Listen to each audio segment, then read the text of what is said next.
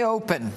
Tonight, Americans, once hopeful that after electing the first African-American president, the issue of race would be a thing of the past, are left with Barack Obama, who stokes the flames of racial hatred, resentment, and divisiveness. A man who, instead of healing our nation and instead of overcoming any racial divide, prefers to take sides based not on facts but on color, to prejudge situations based not on sworn testimony and evidence but on conjecture and a one-size-fits-all resentment, to peddle the narrative of a national problem between law enforcement and young people of color. Now, every young American who loses his life should be the concern of the man in the White House. But why is it that we only hear from him when death involves a person of color? When Trayvon Martin was first shot, I said that this could have been my son. The Justice Department has opened an independent federal civil rights investigation into the death of Michael Brown. The Attorney General himself will be traveling to Ferguson. But James Foley, an American who never committed a crime and was beheaded, is nothing more than a blip in the president's golf game. Mr. President, why do you send White House officials to Brown's funeral but no one to James Foley's memorial service? I don't remember you injecting yourself in the death of a young white American or sending the Attorney General on a local crime before the justice system can act, as you did with Eric Holder, sending him to Ferguson. Why not speak about young African Americans killed by other African Americans? Black-on-black crime, the kind of crime for which your hometown of Chicago is so infamous. Instead, you see racism everywhere. I think Ferguson laid bare a problem, and that is a simmering distrust that exists between too many police departments and too many communities of color. Mr. President, you say we need trust between police and the African-American community. Police need to be sensitive to minority concerns.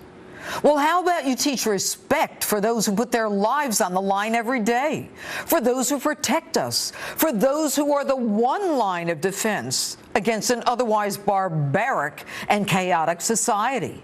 How about you teach that when a police officer says move along or put your hands behind your back, you do it?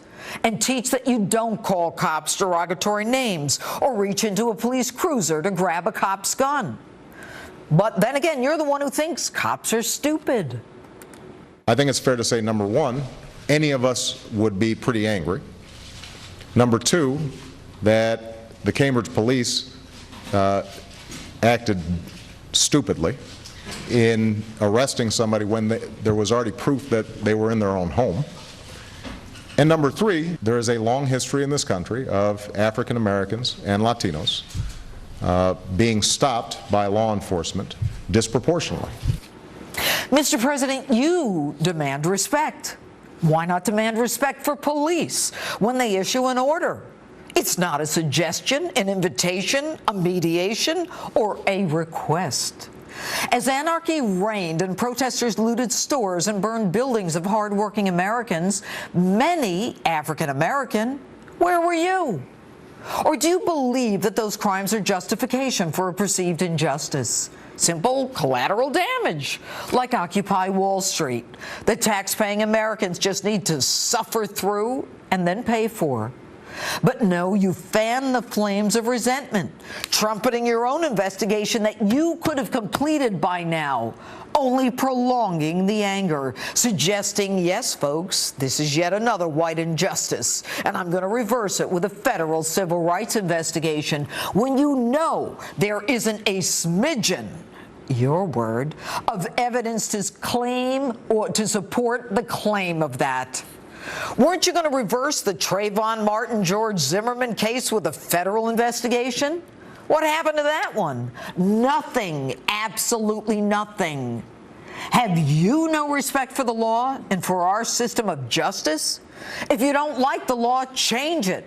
Hell, you do it all the time without Congress.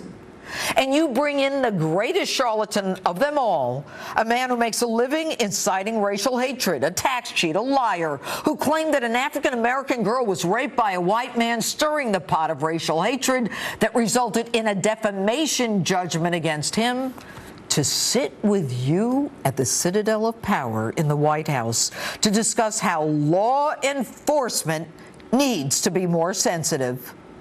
Now, there are times when injustices occur. I know, but I also know that the system works. According to that same Al Sharpton, as district attorney, I convicted the first white cop of shooting an African American in the history of the state of New York. That jury, not affected by centuries of racism, but by the facts, pure and simple. Mr. President, if you're so concerned about racism, why don't you do something about it? It's no secret that black crime is disproportionately high. Why not focus on poverty, on lack of education, on drugs, on guns, and on broken families? Bill Clinton moved Americans from welfare to workfare. You turned back the hands of time. With you as president, things aren't so great for African Americans. The poverty rate among African Americans has gone up since you took office. Fewer African Americans own homes. The number of African Americans on food stamps rose from 6 million to almost 11 million since you took office. Mr. President, you seem to forget. You weren't just elected by one group. You were elected by all of us, Republicans and Democrats, blacks and whites. Why don't you act like you're the president of all of us? And that's my open. Tell me what you